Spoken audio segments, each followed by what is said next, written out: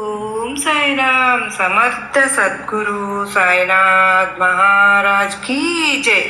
మన సాయి బిడ్డలందరికీ నమస్కారం ఫ్రెండ్స్. ఎలా ఉన్నారండి? అందరూ కూడా సాయినాథుని దయ వలన ఎప్పుడు ఆనందంగా ఆరోగ్యంగా ఉండాలని, మీరు కోరిన కోరికలన్నింటినీ కూడా సాయినాథుడు తీర్చేయాలని మీ తరపున నేను కూడా సాయినాథుని మనస్ఫూర్తిగా కోరుకుంటూ ముందుగా సాయినాథుని పాదపద్మములకు ఒక్కసారి నమస్కారం చేసుకుని వీడియోలోకి అయితే వెళ్ళిపోదాం. ఇక ఈరోజు సాయినాథుడు ఏమి సందేశం ఇవ్వబోతూ ఉన్నారు అంటే గనక, బిడ్డ సమయం లేదు తల్లి, 24 గంటలు మాత్రమే ఉంది. ఆ 7 కొండల వెంకన్న తన మాటగా ఒక మాటను నీతో చెప్పమని నన్ను పంపాడు. తప్పక విని తీరాల్సిన మాట, వింటావా అంటూ సాయినాథుడు అయితే ఈరోజు ఇలా అంటూ ఉన్నారు ఫ్రెండ్స్. అసలు ఆ మాట ఏంటి, అంత అద్భుతమయమైన మాట ఏంటి, తప్పకుండా విని తీరాల్సిందే. ఎందుకంటే సాయినాథుడు ఎలాంటి సూచన, ఎలాంటి సందేహాలు, ఎలాంటి సంకేతాలు అందించినా కూడా అది మన మంచి కోసమే, మన భవిష్యత్తు కోసమే కదా. సాయినాథుని మీద నమ్మకం ఉంటే తప్పకుండా ప్రతి ఒక్కరూ కూడా 1-2 నిమిషాలు అదేంటి అని తెలుసుకునే ప్రయత్నం అయితే చేద్దాం. ఇక నాకు చాలామంది చెప్తూ ఉన్నారు, చాలా అద్భుతంగా సాయినాథుని సందేశాలు ఉంటున్నాయి అక్క, చెప్పడంలో ఎన్నో అంటే అసలు మాకు తీరని కోరికలు కానీ ఎలా అయినా సరే మాకు ఈ సమస్య నుంచి మేము బయటపడగలమా, ఈ ప్రాబ్లమ్స్ అన్నింటినీ కూడా మేము సాల్వ్ చేసుకోగలమా అన్న సమయంలో సాయినాథుని సందేశాల ద్వారా మేము ఆ ప్రాబ్లమ్స్ నుంచి నమ్మకంతో మేము బయటపడగలిగాము. నిజంగా సాయినాథుని ఆశీస్సులతో మాకు ఎంతో చక్కగా పరిష్కారం అనేది లభించింది. తప్పకుండా మేము బాబా వారి సందేశాలను ఫాలో అవుతూ మాకున్నటువంటి ఎటువంటి సమస్యలైనా సరే, అవి ఏ ఇబ్బందులైనా సరే మాకు చక్కని పరిష్కారం మీ నోటి ద్వారా బాబావారు మాకు తెలియచేస్తున్నందుకు మీకు ఎంతో ధన్యవాదములు అని చెప్తూ ఉన్నారు. నిజంగా అండి, నరదృష్టి, నరఘోష, విద్య, ఉద్యోగం, వ్యాపారం, సంతానం, మానసిక సమస్యలు ఒక్కటి కాదండి, మనిషికి వచ్చే ప్రతి సమస్యకి కూడా చక్కని పరిహారం అనేది సాయినాథుడు మనకు ప్రతిరోజు కూడా సందేశాల ద్వారా తెలియచేస్తూ ఉన్నారు. ఆ తరువాత మీరు ఆ హ్యాపీనెస్ నాతో షేర్ చేసుకుంటున్నారు కూడా. బిడ్డ, సాక్షాత్తు 7 కొండల వెంకన్న స్వామి నీకు ఒక మాట చెప్పాలని తన మాటగా నాతో చెప్పాడు, నన్ను పంపాడు. అదేంటో తెలుసా? నువ్వు అవసరం ఉన్న చోట, అవసరం లేని చోట కూడా అతిగా మాట్లాడేస్తున్నావు. అవసరం లేని చోట నీ తలదూర్చి ఇబ్బందులు పడిపోతున్నావు. నీ విలువను నువ్వే పోగొట్టుకుంటున్నావు తల్లి, నీ మర్యాదను పోగొట్టుకుంటున్నావు. దానివల్ల నువ్వు ఎంతో బాధపడుతున్నావు. అదే కారణంతో ఈరోజు నీకు నా 7 కొండల వెంకన్న తన మాటగా నీతో చెప్పమని కొన్ని మాటలు అయితే చెప్పి పంపించారు బిడ్డ.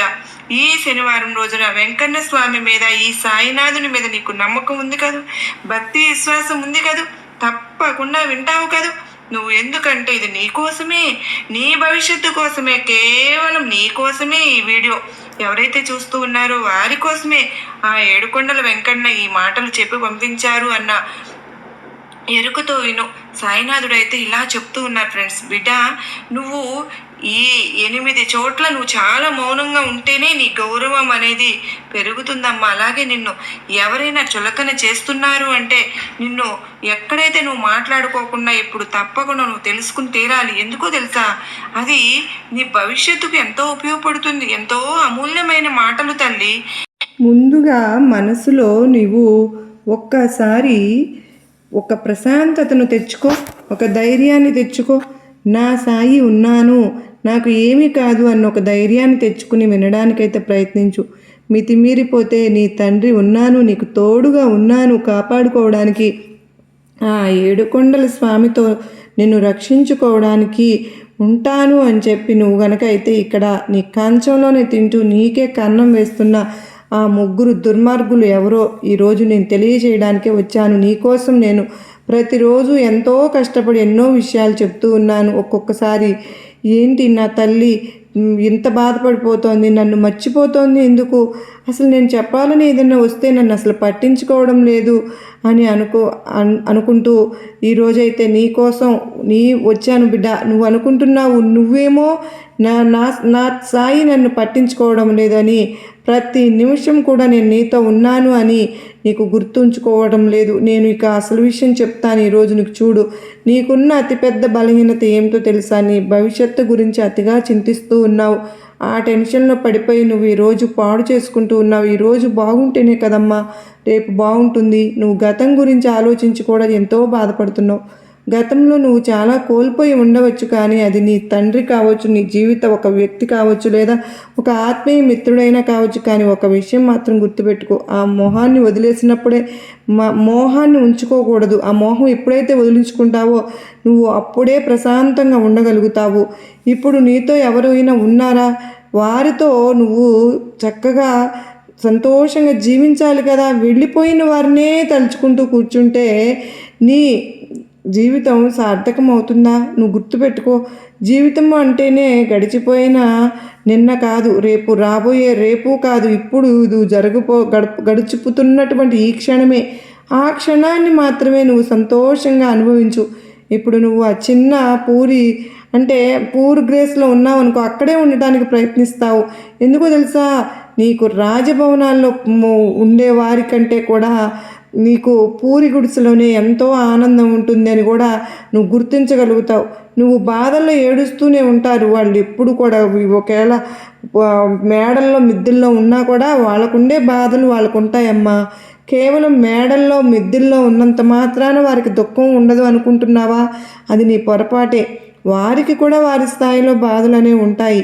అందుకే పరిస్థితి ఏదైనా సరే ఈ క్షణంలో నువ్వు సంతోషంగా ఉండు. రేపటి గురించి భయపడుతూ ఇవాళ రోజు నాశనం అనేది చేసుకోవద్దు. కలియుగంలో వచ్చే క్షణం ఏం జరుగుతుందో ఎవ్వరు ఊహించలేరు. అందుకే ఈ నిమిషాన్ని ప్రేమించు. ఇక అసలు విషయంలోకి వద్దాం. ఈరోజు నీ జీవితం చూసినప్పుడు ఎందుకు అంతలా నువ్వు భయపడుతున్నావు అంటే, నేను ఈరోజు చెప్పడానికే వెంకన్న స్వామి నన్ను పంపించారు. నీ జీవితం చూసినప్పుడు ఎందుకు అంతలా భయపడుతున్నావు అంటే, నీ ప్రాణాలకి ముప్పుగా మారిన 3 అతి భయంకరమైన శత్రువుల పేర్లు కూడా నీకు కనిపిస్తున్నాయి స్పష్టంగా. ఆ శత్రువులు చాలా క్రూరులు మాత్రమే కాదు, పరమ కిలాడీలు కూడా. ఎందుకు అంటే నీ బలహీనతలు ఏంటో వారికి తెలుసమ్మా. నీ వ్యక్తిగత విషయాలన్నీ వారి దగ్గర ఉన్నాయి. నీ ఇంటికి సంబంధించినటువంటి ప్రతి చిన్న విషయం గురించి ఈ శత్రువులకు క్షుణ్ణంగా తెలుసు. నీ ఇంట్లోని వారు ఎప్పుడు ఏం చేస్తున్నారు, ఎవరితో ఉంటున్నారు, ఎక్కడికి వెళ్తున్నారు, ఏం తింటున్నారు, ఏం తాగుతున్నారు, చివరికి నీ ఇంట్లో ఒక గ్లాసు లేదా ఒక చిన్న గిన్నె అటు ఇటు నుండి కదిలినా సరే ఆ ద్రోహులకు ఆ విషయం తెలిసిపోతూ ఉంది. ఆ శత్రువుల కళ్ళల్లో 24 గంటలు నీ ఇంటిపైనే ఉంటున్నాయి. వీరికి ఎప్పుడు అవకాశం దొరుకుతుందా అని వేచి చూస్తూ, అవకాశం దొరకంగానే తన కుతంత్రాలను నీపై ప్రయోగిస్తూ ఉన్నారు. నీపై రకరకాల తంత్ర మంత్రాలు చేతబళ్ళు చేయిస్తూనే ఉన్నారు. బిడా, ఈ స్నేహితులు నీ ఎదుగుదల అంటే కుళ్ళు మాత్రమే కాదమ్మా, నీ ఇంట్లోని వారిని కూడా తన వశం చేసుకోవాలని చూస్తున్నారు. నిజానికి నీ ఇంట్లోని కొందరు ఈ శత్రువులు ఇప్పటికే తమ మాయలో మాటలతో లొంగ తీసుకుంటూ ఉన్నారు. నీ ఇంటిపై వారు జయించిన తంత్ర మంత్రాల వల్ల ఇప్పుడు నీ వారు ఆ శత్రువులు గుప్పిట్లోకి వెళ్ళిపోయారు.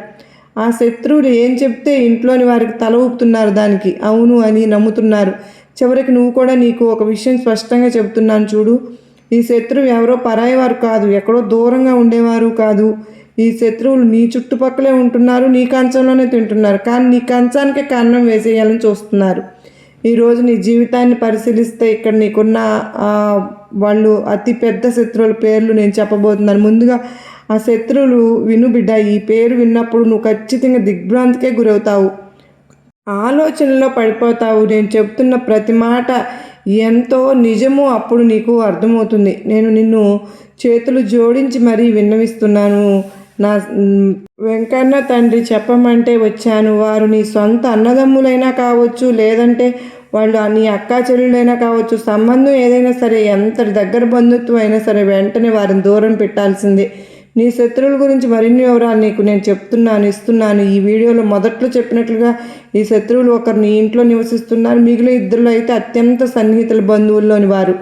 వీళ్ళు ఎవరో నీకు తెలిస్తే నీ కాళ్ళ కింద భూమి కదిలిపోతుంది. ఎందుకో తెలుసా? వీళ్ళు నీ కుటుంబాన్ని నరకంలాగా మారుస్తున్నారు. ఇక్కడ జాగ్రత్తగా విను. గత 15 ఏళ్లలో జరగనిది ఇప్పుడు జరగబోతోంది. ఈ శత్రువులు నీ ఇంటిని సర్వనాశనం చేయడానికి పూర్తి స్థాయి ఏర్పాట్లు చేసుకుంటూ ఉన్నారు. ఇంటి గుట్టే లంకకు చేటు అన్నట్టు సామెత నీకు తెలుసు కదా బిడ్డ.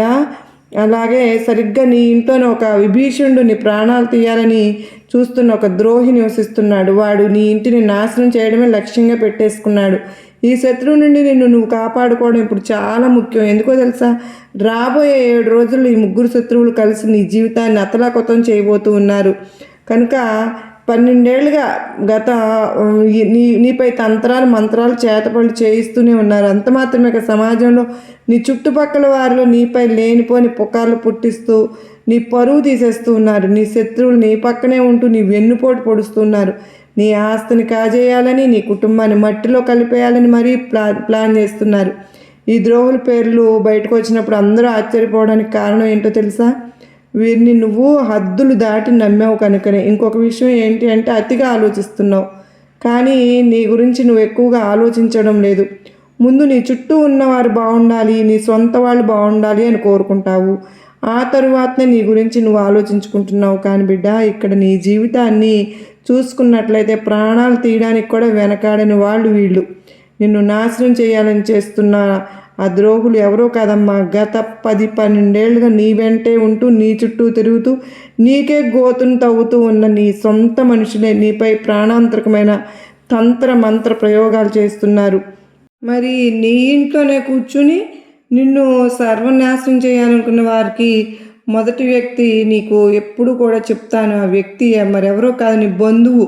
నువ్వు ఎప్పుడు సంతోషంగా ఉండడం, నీ జీవితంలో ఉన్నత స్థితి చేరుకోవడం ఆ బంధువులకు అసలు ఇష్టం లేదు. నువ్వు ఎప్పుడైతే కూడా మంచి డబ్బు సంపాదించుతూ లేదా ఆనందంగా ఉంటే అది కూడా ఆ శత్రువులో లోపల అసూయతో రగిలిపోతూ ఉంటాడు. ఆకాశతోనే నీపై చేతబళ్ళు తంత్ర మంత్ర ప్రయోగాలు చేయిస్తూ ఉన్నాడు. నాకు తెలుసు, గత కొంతకాలంగా నీ జీవితంలో అనేక కష్టాలు ఎదురవుతున్న ఏ పని అనుకున్నా జరగడం లేదు. జీవితంలో జరిగిన కొన్ని భయంకరమైన సంఘటనల వెనుక ఉన్న అసలు కారణం ఈ శత్రువే. ఈ శత్రువు పేరు ఇప్పుడు నేను చెప్పనా, లేదంటే మళ్ళీ పేరు చెప్పడం లేదు బాబా అంటావు కదా. మరి ఇక్కడ నీ జీవితాన్ని పరిచయం చేస్తే, నీ జీవితాన్ని పరిశీలిస్తే కనుక ఇప్పుడు నీ మొదటి శత్రు వివరాలు ఇప్పుడు చెప్తాను విను. నేను నీకు ఒక విషయం స్పష్టం చేస్తున్నాను. ఇక్కడ ఇప్పుడు నీ సాయి చెప్పింది తప్పు కాలేదు కదా. ఎప్పుడు కూడా కొద్దిగా ఆలస్యం అవుతుందేమో అంతే. ఇక్కడ 100% జరిగే తీరుతుంది. నీ జీవితంలో ఈ ముగ్గురు శత్రువుల పేర్లు రావటం అనేది చిన్న విషయం కాదమ్మా. ఎందుకంటే రాబోయే కొద్ది రోజుల్లో నువ్వు నీ జీవితాన్ని పూర్తిగా నాశనం చేయబోయాలనుకుంటున్నారు కనుక ఇప్పటికే సగం జీవితాన్ని నాశనం చేశారు. ఇప్పుడు మిగిలిన సగాన్ని కూడా మట్టిలో కలపాలని చూస్తున్నారు. నీకున్న అతిపెద్ద శత్రువు నీ అత్యంత సన్నిహిత బంధువులు ఒకరైన ఆ వ్యక్తి పేరు రా అనే అక్షరంతో మొదలవుతుంది. నీ బంధువులు ఎవరైనా సరే ఉంటే కనుక నీ విషయంలో కొంచెం కాదు, వీలైనంత వరకు చాలా దూరంగా ఉండాలి వీళ్ళ విషయంలో. ఎందుకో తెలుసా, ఇప్పుడు నీ జీవితంలో కాలం అంత కలిసి రావడం లేదమ్మా. నీ వ్యక్తిగత జీవితాన్ని నరకప్రాయం చేస్తూ ఉన్నాడు ఈ వ్యక్తి. నీ సమీప బంధువైనా కావచ్చు, ఎవరైనా సరే వారిని నువ్వు దూరంగా అయితే ఉంచు. ఎందుకంటే నీ జీవితంలో విషయం నింపుతుంది ఈ వ్యక్తి. ఆ బంధువుని సంతోషంగా అసలు చూడలేకపోతున్నాడు. నీ జీవితంలో వస్తున్నటువంటి ప్రతి కష్టానికి, ప్రతి బాధకి వెనుక ఉన్న ఏకైక కారణం ఆ బంధువే. ఆ వ్యక్తి నీ ఇంటి సంతోషాన్ని మాత్రమే కట్టడి చేస్తూ ఉంటున్నాడు. అంటే బంధనాలను, నీ ఇంటి పిల్లల్ని, వారిని నేను ఒకటే చెప్పాలనుకుంటున్నాను. ఈ శత్రువు ఎంత ప్రమాదకరం అంటే నీపై ప్రాణాంతకమైనటువంటి చేతపట్లు కూడా చేయిస్తాడు. అంటే నిన్ను ప్రాణాలతో లేకుండా చేయాలని కూడా పలుమార్లు ప్రయత్నించాడు. ఇక రెండవ బంధువు గురించి చెప్తాను. ఇప్పుడు నేను చెప్పే చాలా జాగ్రత్తగా వినాలి బిడ్డ. నీ చుట్టుపక్కల చాలామంది ఈ అక్షరంతో ఉంటారు. కానీ వారిని ఎలా గుర్తించాలి బాబా అని నువ్వు అడుగుతూ ఉంటావు కదా. రా అక్షరంతో చాలామంది నా బంధువులు ఉన్నారు, తెలిసిన వాళ్ళు ఉన్నారు. అందరినీ కూడా నేను అనుమానించాలా, దూరం పెట్టాలా అంటే, వారికి దూరంగా ఉండాలా అంటే అలా కాదు బిడ్డ. ఇందులో కూడా నువ్వు చూసుకోవాలి కదా. మరి ముఖ్యంగా ఈ అక్షరంలో వీళ్ళే నీకు పెద్ద మోసం చేయబోతున్నారు. అయితే నీ బంధువులు ఈ అక్షరంతో చాలామంది ఉన్నారని, ఒక 3-4 ఉన్నారని, మరి వారిలో ఎలా నమ్మాలి, ఎవరిని శంకించాలి అని నువ్వు అనుకోవచ్చు. ఆ వ్యక్తి ఇంటి పేరు ఏదైనా సరే, ఇక్కడ ఈ వ్యక్తి నీ పాలిట శాపంగా మారుతున్నాడు. ముఖ్యంగా ఆ వ్యక్తి పేరు రా అనే అక్షరంతో మొదలవుతుంది. అయితే ఈ రా అక్షరంతో పేరు మొదలయ్యే బంధమే నీ అసలైన శత్రువు. ఆ వ్యక్తి నుండి నువ్వు చాలా జాగ్రత్తగా ఉండాలి. ఎందుకో తెలుసా, ఆ వ్యక్తి గత కొన్నేళ్ళుగా నీకు తెలియకుండానే నీ వెనుక గోతులు తవ్వుతూ ఉన్నాడు. నేను నీకు మరొక నిజం కూడా చెప్తాను బిడ్డ. నీ ఇంట్లో చిచ్చు పెడుతుంది, అన్నదమ్ముల మధ్య గొడవలు సృష్టిస్తుంది కూడా ఈ వ్యక్తే. ఈ బంధువు కారణంగానే ఈ కుటుంబం ముక్కలైపోయింది. నీ ఇంట్లో జరిగిన పెద్ద పెద్ద గొడవలు, ఆస్తి పంపకాలకు కూడా కారణం ఈ వ్యక్తేనమ్మా. ఎందుకు అనంటే ఈ బంధువు నీ ఇంటిపై చేయించిన తంత్ర మంత్ర ప్రయోగాల వల్ల నీ కుటుంబంలో ఉండాల్సినటువంటి ఐకమత్యం అనేది దెబ్బతింది. ఇప్పుడు నీ కుటుంబ సభ్యులు ఎవరు ఒకరితో ఒకరు సంతోషంగా ఉండడం లేదు కదా, నవ్వుతూ మాట్లాడుకోవడం కూడా లేదు. ఒకరినొకరు మనస్ఫూర్తిగా నవ్వుతూ మాట్లాడుకోలేకపోతున్నారు. దీని అంతటికి కారణం ఆ ఒక్క బంధువే. దీని నుండి తప్పించుకోవడానికి ఒక మార్గం చెప్పనా? చాలా జాగ్రత్తగా వినాలి మరి. దీని తర్వాత నువ్వు రెండవ శత్రువు గురించి అలాగే మూడవ శత్రువు గురించి కూడా తెలుసుకుంటావు. ఈ మూడవ వ్యక్తి అందరికంటే ప్రమాదకరమైన వాడు, నీ పక్కనే కూర్చుని ఉంటాడు. అందుకే ఈ విషయాలు జాగ్రత్తగా వినమని చెప్తున్నాను. ఒకవేళ నీ జీవితంలో ఏదో పెద్ద తప్పు జరగబోతోందని నీకు అనిపించినా కూడా నీ జీవితం అంతకంతకు దిగజారిపోతున్నా నీ బుద్ధి పనిచేయడం మానేసిన దానికి కారణం ఇదే. కొన్నిసార్లు నీ ఇంట్లో వారు కూడా ఏమీ ఆలోచించలేకపోతున్నారు. బుద్ధి మందగించినట్లు అనిపిస్తుంది కదా, వ్యక్తి మెదడు నెమ్మదిగా మొద్దుబారిపోతుంది. నీకు మాటికి కోపం రావడం, ఎవరితోనైనా గొడవ పడాలనిపించడం, అందరిపై అరవాలి అనిపించడం వంటివి జరుగుతూ ఉన్నాయి. నీతో కానీ నీ కుటుంబ సభ్యులతో కానీ ఇంకొంతమందికి అయితే ఇల్లు వదిలి వెళ్ళిపోవాలని, ఇంటికి విచ్ఛిన్నం చేసేయాలనిపిస్తుంది. ఎదుటివారు ఎంత మంచిగా చెప్పినా అర్థం చేసుకోవటం లేదు. కేవలం తన మాట నెగ్గాలనుకుంటున్నారు. మరి కొన్నిసార్లు ఈ వ్యక్తి భయంకరంగా మారుతుందంటే ఆ వ్యక్తి తన సొంత ఇంటి మనుషులపైన చెయ్యి చేసుకునే స్థాయికి వెళ్తారు. అది చేతబడి లక్షణాలు అంతటి వికృత రూపాన్ని చూపిస్తాయన్నమాట. మరి దీనికి విరుగుడు ఏంటి బాబా అని నువ్వు అడిగితే కనుక ఆ శత్రువు నుండి విముక్తి పొందటమే. ఎలా తండ్రి అంటే, నువ్వు ముందుగా నీ ఏ బంధువు మీద అయితే నీకు అనుమానం ఉందో, ఎవరు నిన్ను ఇబ్బంది పెడుతున్నారు అనిపిస్తుందో వారిని నీ ఇంటికి రాకుండా నియంత్రించు. నువ్వు మొహం మీద చెప్పలేవని నాకు తెలుసు, ఎందుకంటే ఒక అమాయకమైన సున్నితమైన వ్యక్తివి. శత్రువు ఇంటికి వచ్చినా సరే నువ్వు వారిని సాధారణంగా రాకుండా అడ్డుకోలేకపోతే కనీసం వారు వచ్చినప్పుడు వారిపై ఒక కన్నేసి ఉంచు. ఎందుకంటే ఆ వ్యక్తి అడుగు నీ ఇంట్లో పడడం నీ కుటుంబానికి ఎంతో ప్రమాదం. ఆ వ్యక్తి నీ ఇంట్లో అడుగు పెట్టగానే పరిస్థితులన్నీ తలకిందులైపోతాయి. అందుకే ఆ వ్యక్తి ఇంటికి రాకుండా చూడు. ఒకవేళ వస్తే మాత్రం ప్రతి క్షణం వారు ఏం చేస్తున్నారో గమనిస్తూ ఉండు. ఎందుకంటే మీరు ఏదో ఒక నెపంతో నీ ఇంటికి వస్తారు. వాళ్ళు అక్కడ తంత్ర మంత్రాలు ప్రయోగిస్తారు, లేదా ఏదో ఒక వస్తువు అక్కడ పడేసి వెళ్ళిపోతారు. నీ ఇంటి పిల్లలకి ఏదైనా తినడానికి ఇవ్వవచ్చు, దాని ద్వారా పిల్లలను తమ వశం చేసుకోవచ్చు. ఇలా నీ ఇంట్లోని ఇతర సభ్యులు కూడా ఏమైనా తినబండారాలను ఇచ్చే వారిపై చేతబడి ప్రయోగాలు ప్రయోగించే అవకాశాలు ఉంటాయి. దీనివల్ల నీ ఇంటి మనుషులు, నీ ఇంటి సభ్యులు పిచ్చి పిచ్చిగా మాట్లాడడం మొదలు పెట్టేస్తారు. ఒకరి మాట ఒకరు వినరు. ఇల్లు ముక్కలైపోతుంది, అతలాకుతలం అయిపోతుంది. కొన్నిసార్లు అయితే ఇంట్లో అకాల మరణాలు కూడా సంభవిస్తాయి. నువ్వు చూసే ఉంటావు కదా, కొన్ని ఇళ్ళు కళకళలాడుతూ ఉన్నా కూడా ఇళ్లలో ఒకేసారి 2-3 మరణాలు సంభవిస్తూ ఉంటాయి. ఒకరి తర్వాత ఒకరు చనిపోవడం, పూర్తి కుటుంబం చెల్లాచెదురైపోవడం. ఇలా ఎందుకు జరుగుతుంది అంటే ఇంట్లో భయంకరమైనటువంటి తంత్ర మంత్రాలు, చేతబళ్ళు, మంత్ర ప్రయోగాలు జరిగినప్పుడే బిడ్డ. మరి దీని గురించి నువ్వు భయపడ్డం ఎలా అంటే బయటపడటం. చూడు, మొదటి మార్గం ఏంటి అంటే ఆ బంధువులను ఇంటికి రానివ్వవద్దు. ఒకవేళ వచ్చారనుకో వారిపై నిఘా వేసి ఉంచు. ఇక రెండవ విషయం చెప్తాను, నువ్వు తప్పకుండా చేయాలమ్మా. శత్రువు ఏం చేస్తున్నాడు అన్న భయం నీకు అక్కర్లేదు. కానీ నీ ఇంట్లో ఎంతమంది సభ్యులు ఉన్నారు వారందరి చేతులకు కూడా నువ్వు ఇక్కడ ఏం చేయాలంటే హనుమంతుని గుడికి వెళ్ళి హనుమయ్య రక్షాసూత్రాన్ని తీసుకొని వచ్చి కట్టు. నీ సాయి మందిరానికి వెళ్ళి సాయి విభూతిని ప్రతిరోజు అందరూ స్నానం అయిన తర్వాత ధరించడం అలవాటు చెయ్యి. ఇలా నువ్వు గనక హనుమంతుని గుడికి వెళ్ళి అక్కడ నీ కుటుంబ సభ్యుల కోసం గనక రక్షాధారాలు తీసుకుని వచ్చి దాన్ని మెడలో అయినా ధరించవచ్చు, చేతికైనా కట్టు. దీనివల్ల మీరందరూ కూడా ఇలాంటి తంత్ర మంత్రాల చేతబడుల నుంచి కాపాడబడతారు. ఎందుకో తెలుసా, దుష్ట శక్తులను తరిమి పొలిమేరలు దాటించి కొట్టేటటువంటి సత్తా ఉన్నటువంటి హనుమయ్య మామూలు రక్షణ ఇవ్వడు కదా. అందుకే చెప్తున్నానమ్మా, వీటి నుంచి నువ్వు సులభంగా బయటపడతావు. ఇక రెండవ విషయానికి వద్దాం. లేకుంటే ఈ రెండవ అతిపెద్ద శత్రువు నా అనే అక్షరం పేరుతో మొదలవుతుంది.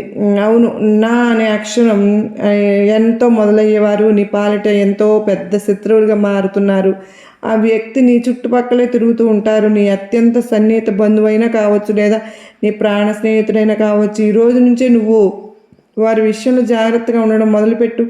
ఎందుకు అనంటే నీ జాతకంలో ఉన్న రెండవ పెద్ద ద్రోహి వీరేనమ్మా. ఈ వ్యక్తి ఎంతటి తెలివైన వాడు అంటే నీ వెంటే ఉంటాడు, కానీ వాడు నీ శత్రువని నీకు ఇసుమంత అనుమానం కూడా రానివ్వడు. అంత తెలివైన వాడనమాట.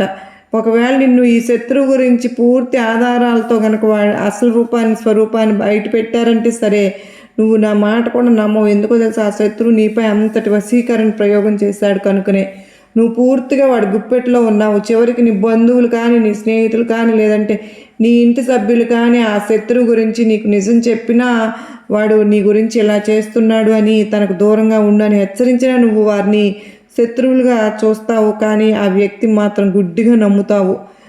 ఎందుకో తెలుసా, నువ్వు ఆ శత్రువు వశంలో ఉన్నావు. ఆ శత్రువు నుండి తప్పించుకోవడం చాలా అవసరం.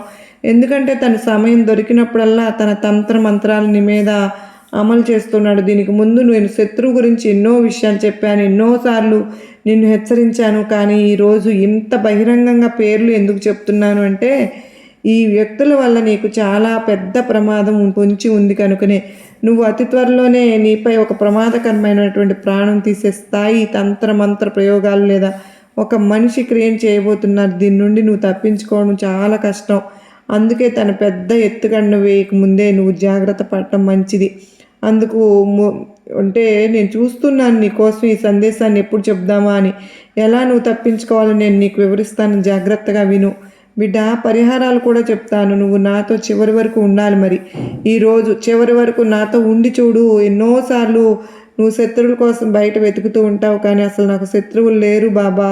నేను చాలా మంచిగా మాట్లాడతాను, ప్రతి బంధువులతోనూ మర్యాదగా ఉంటాను, స్నేహితులతో స్నేహంగానే ఉంటాను, స్నేహంగా ప్రాణంగా చూసుకుంటాను, ప్రాణాన్ని ఇచ్చి విలువ నిలబెట్టుకుంటాను, బయట వారితో నీ గొడవలు పడను, ఎవరిని ఒక్క మాట కూడా అనను. మరి నాకు శత్రువులు ఎలా ఉంటారు బాబా అని నువ్వు అడగవచ్చు. లోకమంతా నిన్ను పొగుడుతోంది, నేను చాలా మంచివారని, అందరికీ సహాయం చేస్తామని అంటుంది. దానివల్ల నీపై ఏ శత్రువు కన్ను లేదని నువ్వు, లేదా ఏ శత్రువులు నిన్ను నీ పనిని ఆపరని చెప్పి నువ్వు అనుకుంటూ ఉన్నావు.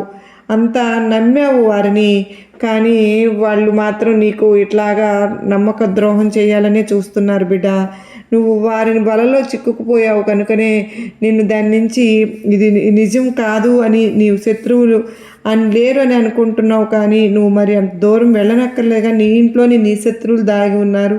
నీ జాబితాలో ఉన్న 3వ నెంబర్ శత్రువు నీ ఇంట్లో నివసిస్తూ ఉన్నాడు. వీడే అందరికంటే పెద్ద శత్రువు. ఎందుకో తెలుసా, ఇంటి దొంగను ఈశ్వరుడైనా పట్టలేడు అన్న సామెత నీకు తెలుసు కదా. ఒక విషయం గుర్తుంచుకో తల్లి, ఆ రావణుడు తమ్ముడు విభీషణుడు కనుక ద్రోహం చేయకపోతే లంకకు ఏ అపాయం వచ్చేది కాదు. రావణుడు కూడా బ్రతికి ఉండేవాడు. కానీ విధి లేదా ప్రకృతి నియమం ఏంటి అంటే, ఎవరి చక్రవ్యూహంలోనూ చిక్కుకోలేదని నువ్వు భావిస్తున్నావు, కానీ ఇది నిజం కాదు తల్లి. నీ శత్రువు లేరని నువ్వు అనుకోవచ్చునేమో, కానీ నేను చెప్తున్నాను, నువ్వు మరీ అంత దూరం ఆలోచిస్తున్నావు. నీ శత్రువు నీ ఇంట్లోనే దాగి ఉన్నాడు.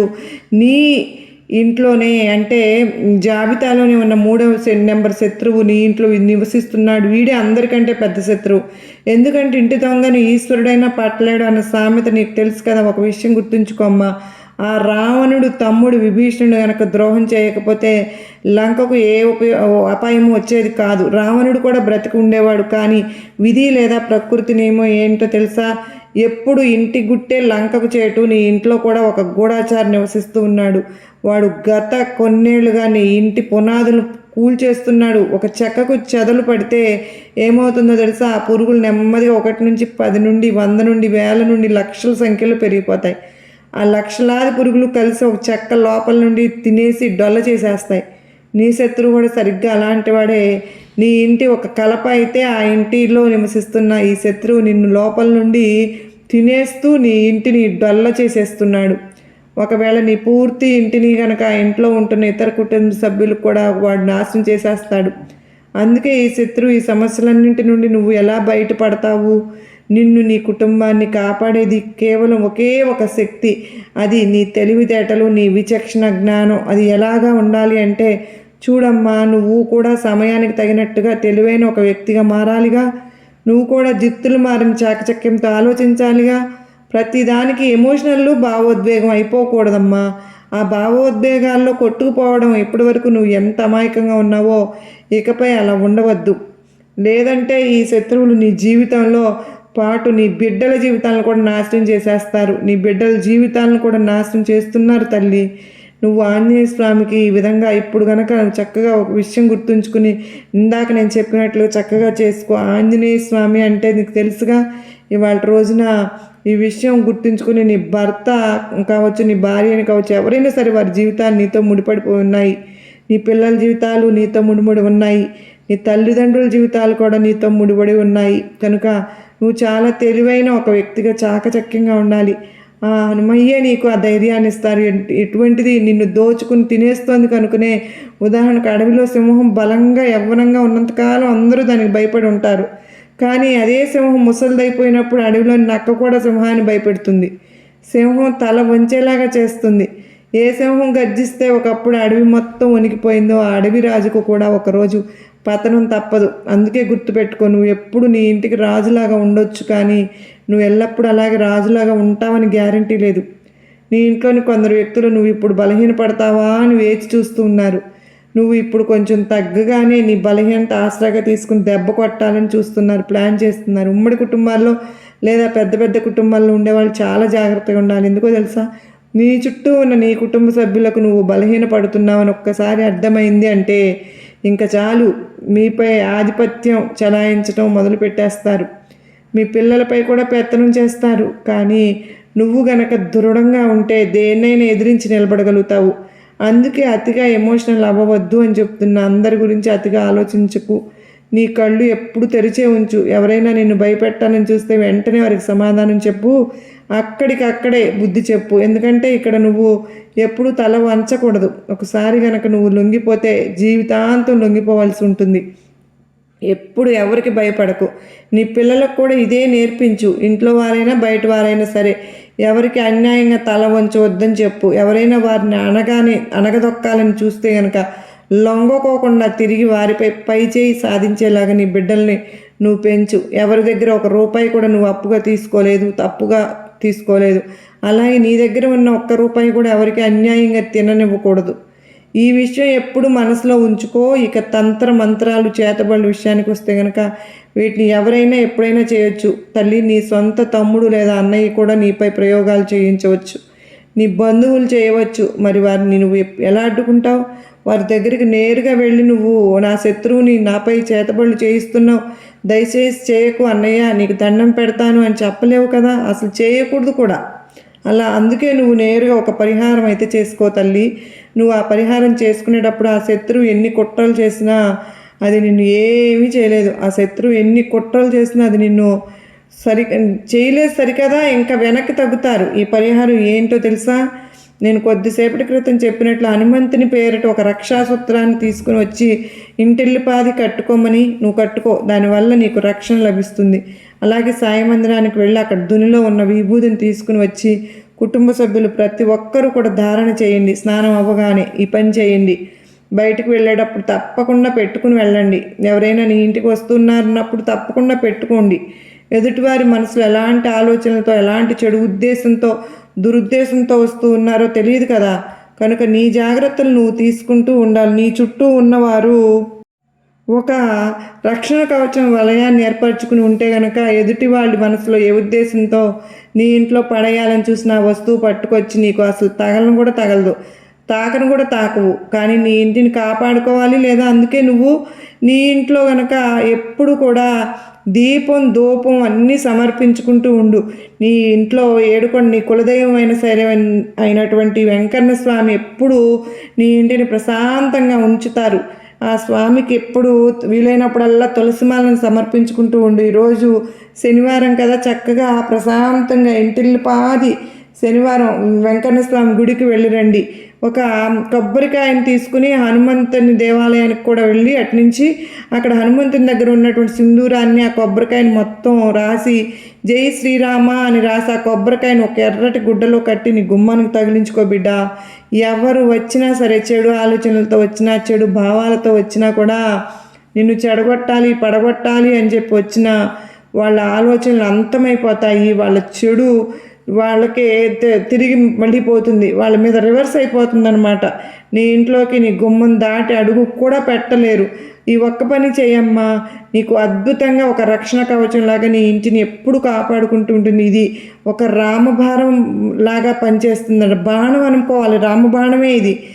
నీ భారం అంతా సాయి మీద నీతో వేసావు కనుక నీ సాయి నీ చుట్టూనే తిరుగుతున్నాను, నీతోనే ఉన్నాను, నిన్ను అని హెచ్చరిస్తున్నాను నిన్ను అంటూ సాయినాథుడు వెంకన్న స్వామితో వచ్చి మరీ మన్ని అప్రమత్తంగా ఉండమని చెప్తూ ఉన్నారు కదండి. మరి ఈ వీడియో మీ అందరికీ నచ్చిందని నేను కూడా భావిస్తూ ఉన్నాను. మరో చక్కని సాయినాథుని సందేశంతో కలుసుకుంటాను. అంతవరకు నమస్కారం అండి. ఓం సాయిరాం. సర్వే జన సుఖినో భవంతు.